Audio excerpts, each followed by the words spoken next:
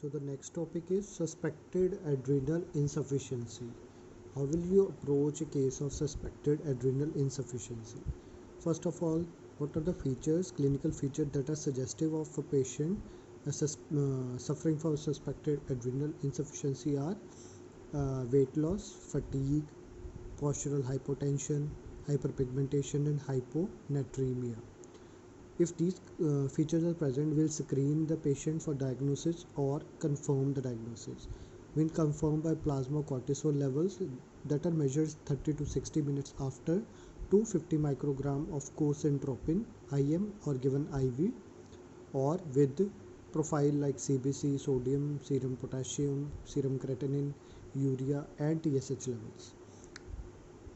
Once these are done and we are highly suspecting the patient to be of adrenal insufficiency, then we'll make the differential diagnosis. We'll measure plasma ACTH levels, plasma renin level and serum aldosterone levels. In case of primary adrenal insufficiency, ACTH and renin levels are high but aldosterone are low.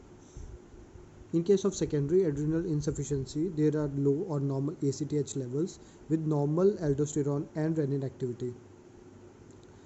In case of primary adrenal insufficiency, we'll give glucocorticoid and mineralocorticoid replacement, whereas in secondary adrenal insufficiency, the treatment is glucocorticoid replacement.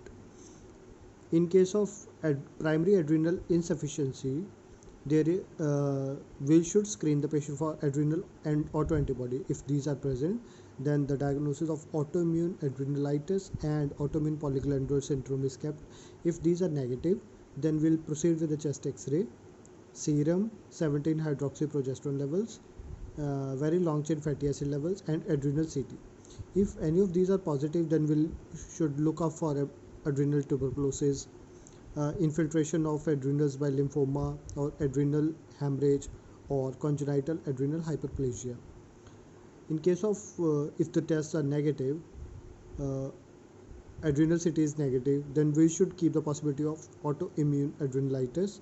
If the VLCFA are increased, then we should keep the possibility of adrenoleukodystrophy. Now in secondary adrenal insufficiency, where the ACTH levels are low or normal with normal renin and aldosterone, MRI pituitary is done. If it is turns out to be positive, there is hypothalamic pituitary mass lesion that is causing the secondary adrenal insufficiency. If it is negative, we should rule out the previous history of glucocorticoid treatment, whether the patient was on long-term steroids or not, or whether there was any history of head trauma in the past, or we should keep the possibility of isolated ACTH deficiency. So this is the algorithmic approach to a patient with suspected adrenal insufficiency. Thank you.